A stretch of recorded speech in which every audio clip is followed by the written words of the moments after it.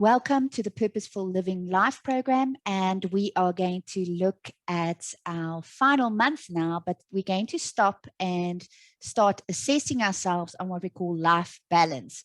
Now, when life is busy or all your energy is focused on a special project or a goal, which we've learned to set during this program, it's easy to find yourself off balance and not paying enough attention to important areas of your life.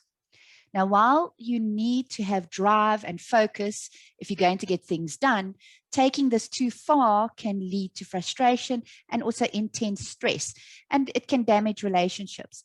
So that's when it's time to take what we call a helicopter view of your life so that you can bring things back into balance.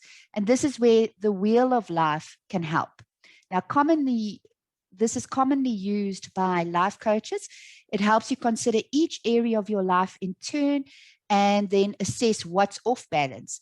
It also helps you identify areas that need more attention.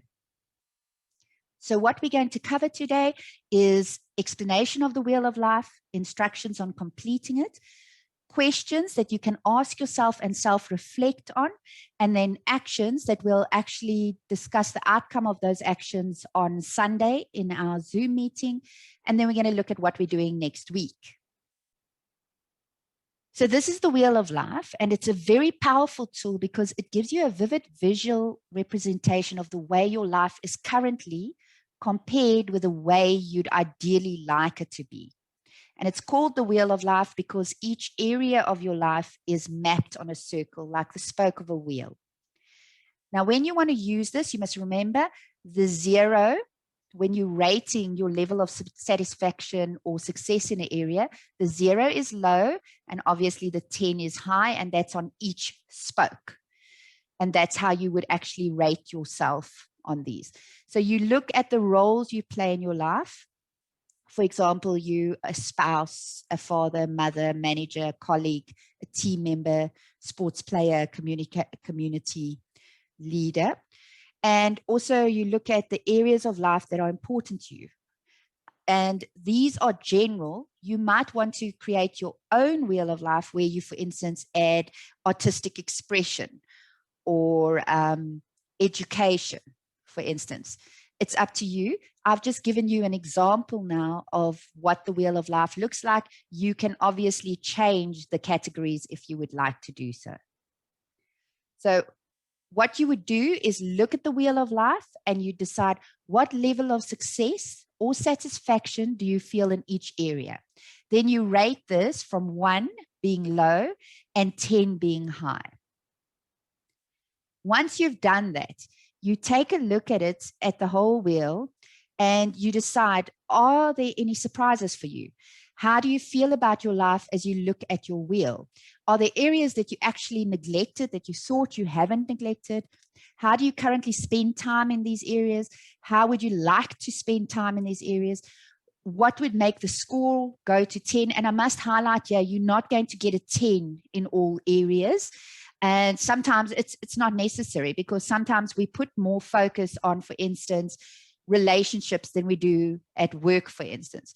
And which of these categories would you most like to improve? How could you make space for these changes in your life? So how would you manage your time in such a way that you can actually focus more on certain areas? And what change should you make first? So those are, once you've put your wheel of life together, you then make those decisions on each area.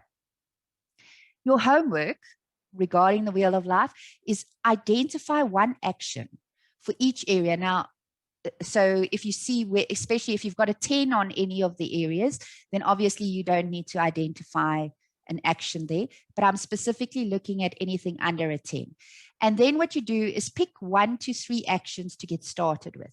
Now, if you are extremely busy, you need to just look at what is the smallest step you could take to get started and get more balance in your life in a certain area. So next week, well, first of all, we'll be meeting on Sunday at 7 p.m. on Zoom. And then next week, we are looking at daring greatly and specifically looking at courage and vulnerability and how it transforms how we live, how we love, how we parent, and obviously also how we lead. Thank you very much for joining me. I look forward to your feedback on Sunday, and I hope you have a lovely week.